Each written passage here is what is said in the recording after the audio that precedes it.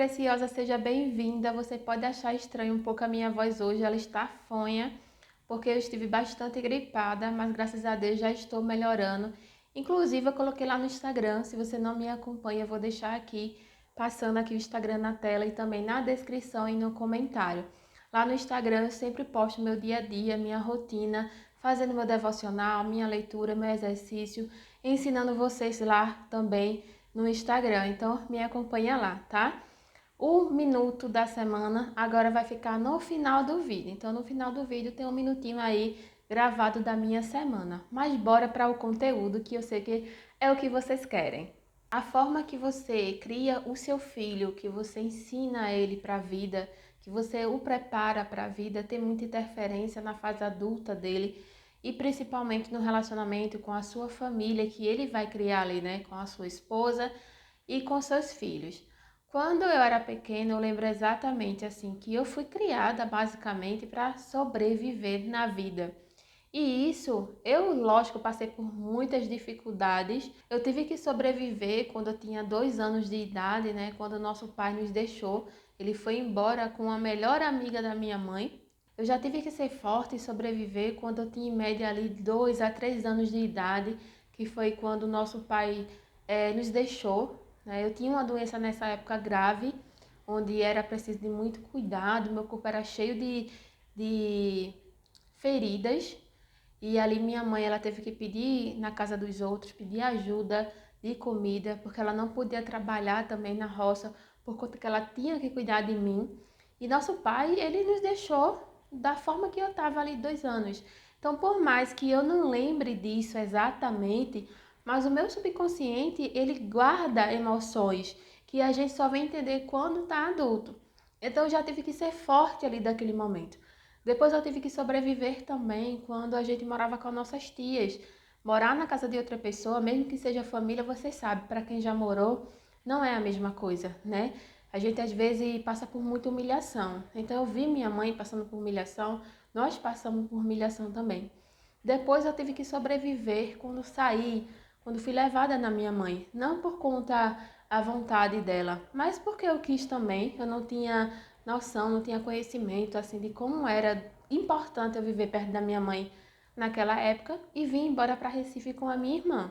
E quando eu vim morar com a minha irmã, teve outra sobrevivência, porque a minha irmã, ela não era uma pessoa muito carinhosa, super protetora, ela trabalhava muito, sabe? O trabalho dela super cansativo, desgastante. Ela também, ela já foi criada para sobreviver na vida, veio morar aqui em Recife sozinha, teve que pedir na casa de outras pessoas. Então a história de vida dela, sabe, é muito solitária e de sobrevivência. Então ela nos criou assim. E ela sempre disse para mim uma coisa que eu nunca vou esquecer na minha vida e eu levo para sempre e quero levar isso para os meus filhos. A primeira vez que eu fui no médico, ela disse: "Não, vá embora sozinha". Eu já era uma adolescente, vá sozinha, porque eu nem sempre ou as pessoas que você precisar vai estar aqui com você. A minha irmã e a minha mãe, elas sempre me incentivou e eu também, eu tinha isso dentro de mim, de ser autossuficiente, de eu conseguir minhas coisas por própria vontade, por correr atrás ali, pelo meu esforço, sabe? E vendo exemplos dela também. E mais a minha irmã, que foi a maior parte do tempo que eu morei com ela. Eu saí de perto da minha mãe, eu acho que eu tinha uns 9 anos de idade. Então eu trabalhava, mas eu almejava outras coisas para mim.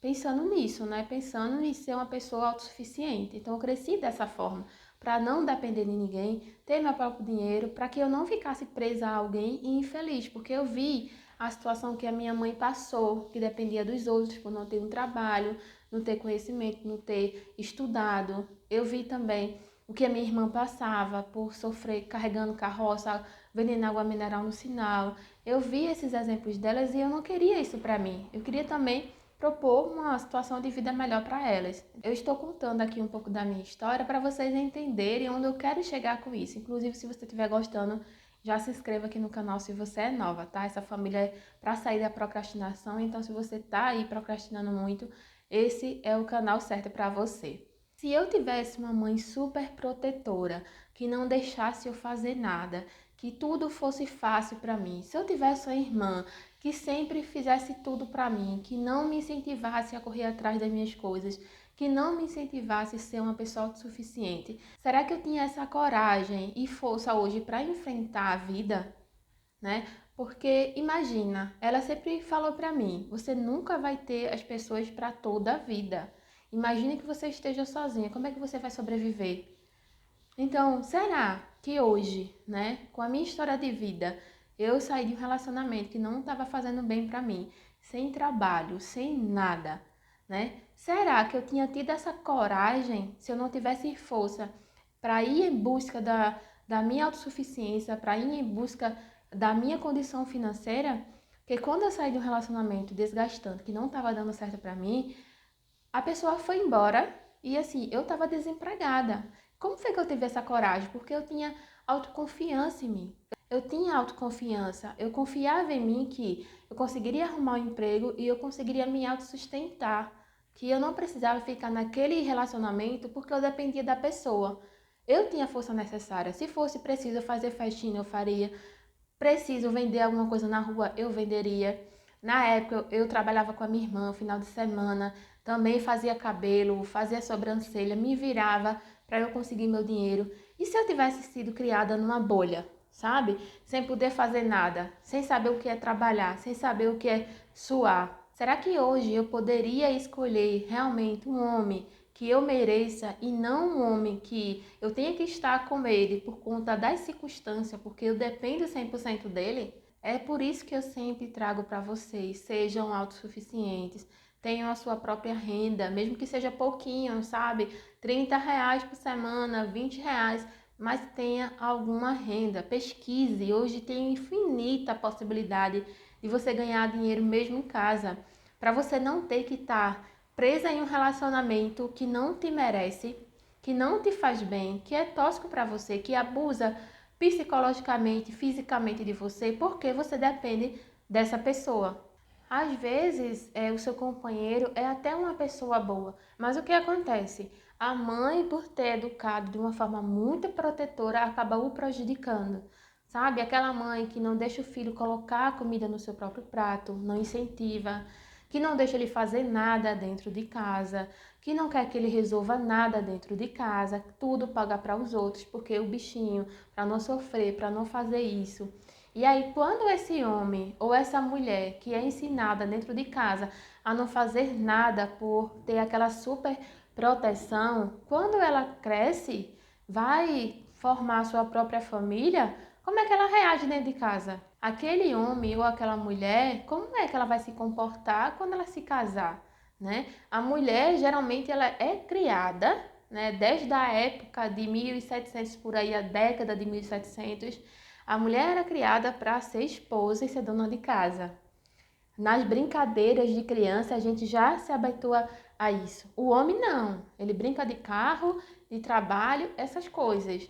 Então, veja, desde criança até nas brincadeiras já é gerado um comportamento educativo na personalidade daquela pessoa. E você acha que isso não vai influenciar? Vai influenciar. Imagina aquele homem que não faz nada dentro de casa e tem a mãe que faz tudo para ele. Quando ele se casar, ele vai esperar o quê? Que você seja como uma mãe para ele, que você faça tudo para ele, porque ele já está acostumado àquilo, ele já está habituado àquilo. Agora imagina se você é uma mãe que educa o seu filho que os deveres de casa não é só para a mulher, é para o homem e para a mulher, quem está dentro de casa, certo? Então ele vai fazer também as coisas. Se ele é educado dessa forma, ele vai ser educado também dessa forma dentro do seu lar com a sua esposa. E qual é o erro que acontece? Muitas vezes você, pela emoção, antes de você se casar com aquela pessoa, se você é solteira, preste atenção nisso que eu vou falar.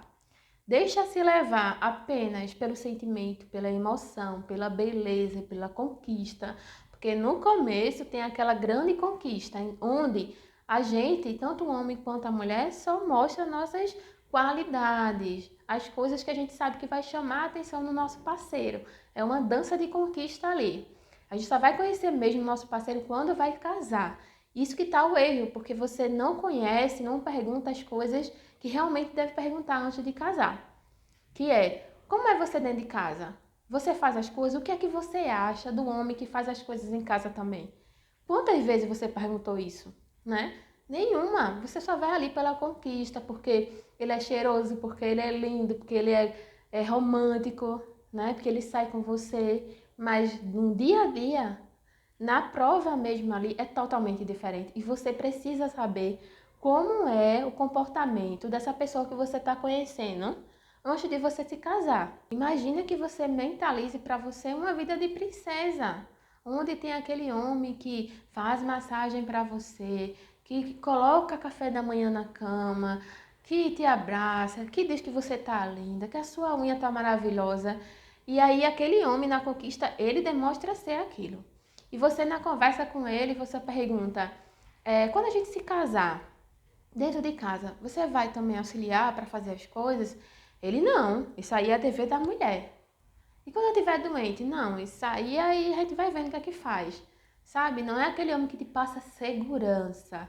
O companheiro é para acompanhar na doença, na tristeza, na alegria, em todas as fases da nossa vida. Então, o seu marido ele deve ser o seu companheiro de vida. Não esperar que você seja a mãe dele ou a empregada. Companheiro é dividir as angústias, o sofrimento, a felicidade, né? Diminuir o fardo de cada um. Eu falo que o homem deve ajudar em casa, fazendo as tarefas. Eu acredito nisso e aprovo e defendo isso. O homem deve auxiliar nas coisas de casa, assim como a mulher também deve auxiliar na parte financeira, porque muitos homens falam o quê? Não, eu coloco o dinheiro dentro de casa, eu trabalho e eu tenho que ajudar em casa também. O companheirismo deve ser recíproco, certo? Da mulher, mesmo que em casa, devido a ela não poder trabalhar fora por conta dos filhos, coloca alguma coisa para vender em casa, para você ganhar um dinheiro e também auxiliar ali nas contas, nem que seja no pão para você comprar todos os dias. Existem diversas formas de você trabalhar dentro de casa hoje. Antes de eu ter esse canal no YouTube e me tornar uma mentora, trabalhei com a minha irmã durante a noite, final de semana. Eu já cheguei a vender produto de desinfetante em casa, também já vendi t-shirts e fui tentando para ganhar uma renda também para dentro de casa, sabe?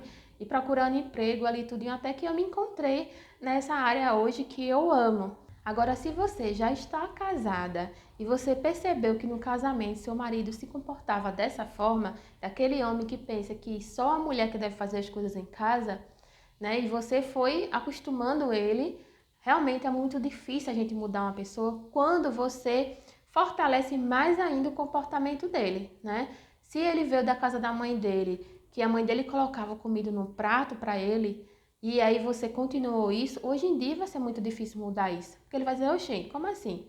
Você mesmo fazia e parecia que fazia alegre? E uma coisa importante, não estou dizendo aqui que você não deve agradar o seu esposo, que você não deva fazer coisas especiais para o seu esposo, né? O que é que tem de mais colocar? Para algumas mulheres pode ser assim. O que é que tem de mais colocar a comida do meu marido?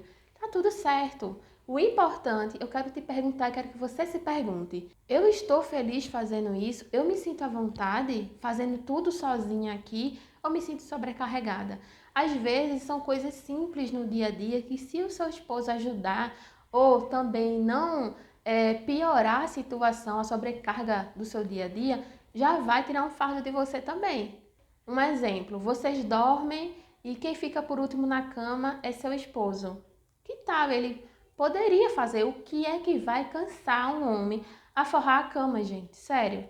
Não, porque o que é que vai cansar um homem a forrar uma cama? E quando você estiver lavando seus pratos, enquanto você está fazendo a comida, que tal ele ajudar ali, guardando os pratos que já estão secos, que já estão enxutos ali? Ou ele evitar de colocar aquela toalha na cama que sempre você reclama. O que é que tem de mais? Quando um homem ele te ama e vê você não como a mãe dele ou como empregada, ele vai se importar com seu estado físico e mental. Como é seu companheiro quando você está doente? Ele fica esperando que você faça tudo para ele? Que você, mesmo você doente ali arriada, ou é aquele marido que ele vai te ajudar a ficar melhor? Que ele leva um suco para você, né? Que ele compra remédio para você, cuida de você. Não, meu amor, fica aí deitada que eu vou. Hoje eu faço o arroz, hoje eu faço nosso jantar, hoje eu varro a nossa casa.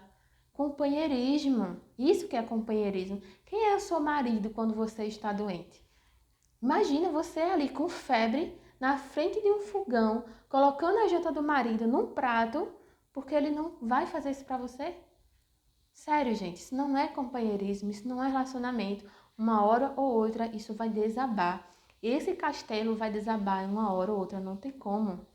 Entenda, é uma escolha sua, é uma escolha unicamente sua, sabe? Aceitar essas coisas ou fazer algo para mudá-las. O que é que você merece? Você merece isso agora que você tem? Você merece ter um companheiro, um marido de verdade na sua vida? Ou você merece apenas ter um homem que espera que você seja a mãe dele ou empregada? Ambos têm que se ajudar, ambos têm que ser companheiro. O carinho, o afeto, ele precisa ser recíproco. Não é só uma mão dupla. Ele precisa, assim como uma planta, ela precisa ser regada, senão ela morre, o relacionamento também. Ele precisa ser regado. Precisa existir afeto. O homem, ele é visual, é pela beleza. Você se casa, a mulher se casa pelo desgaste diário, a rotina. Ela acaba o quê? Esquecendo dela, começa a não se arrumar, né? Porque tem tantas tarefas dentro de casa, começa a cair a sua autoestima. E o homem vendo isso, culpa a mulher, algumas vezes, por ela estar desleixada, mas o que é que ele faz para resolver isso, para ajudar que ela se desgaste menos dentro de casa? Tá exigindo uma coisa que ele mesmo não faz, entendeu? O que é que ele faz para poder te ajudar nisso? Para tirar um pouco do seu fardo do dia a dia? Porque se trabalho é cansativo, né? Não, eu não faço nada porque meu trabalho é cansativo. O que você faz dentro da sua casa também é muito cansativo. Você está, na verdade, exercendo duas profissões aí, né? Dona de casa e babá, né? Falando assim, só um exemplo para vocês. Então, também é cansativo. Meu bem, você trabalha, é cansativo, cuidar dessa casa toda, todos os dias, manter ela e cuidar dos nossos filhos, educar, precisa também de desgaste mental, também é cansativo para mim. Então, justo é, se os dois estão cansados, os dois se ajudar, não é isso? Se ele está cansado porque está dando conta das finanças todinha sozinho, você ajudar ele de uma forma financeiramente. E se você está exausta também de cuidar tudo da casa sozinha, você a ajudar, no caso, ele ajudar você também a cuidar da casa. Cuidado com o que você permite que as pessoas ao seu redor, seu companheiro e sua família façam com você. Entenda uma coisa, muitas das coisas que a gente passa na nossa vida, de dificuldade, de sofrimento, é resultado das nossas escolhas. Então, qual a escolha que você vai ter hoje para você? Outra coisa que você deve prestar atenção também no seu companheiro, quem ele é quando ele vê que você está se desenvolvendo, que você está tendo sua autossuficiência. Porque alguns homens, eles não querem que nós crescemos, que nós estudemos, que tenha nossa autossuficiência para ele poder dominar ali, manipular e você ficar dependendo dele, sabe? Dependendo de tudo dele. Tem muitos homens que infelizmente são assim, que ele quer que você dependa dele para ele poder te manipular e você fazer o que ele quer.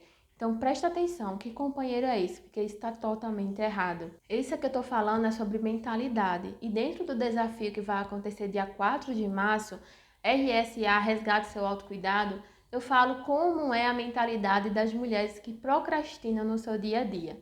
Esse desafio é durante 21 dias, onde você vai se tornar uma mulher disciplinada, com seu exercício, com seu autocuidado, com a sua alimentação e vai aprender muito além mesmo do que é a procrastinação. Então, esse desafio, as últimas inscrições é essa semana agora para você participar do desafio dia 4 de março, ainda dá tempo, tá? É 12 vezes de R$ 39,86 ou 397 à vista. Eu sempre falo aqui que conhecimento nunca é caro. E quando você quer uma mudança de verdade na sua vida que está te incomodando, você paga o preço de tempo e paga o preço em valor também. Se você é capaz de priorizar uma geladeira, um móvel, algo que você em uma semana vai estar com a adaptação hedônica ali, que é o costume, o costume de ver aquele móvel sempre, o seu conhecimento não é dessa forma. O conhecimento ele é frutífero. Ele multiplica os nossos resultados, multiplica a nossa vida e o seu crescimento é constante. É diferente de um objeto que a gente compra que fica ali é só para uma função.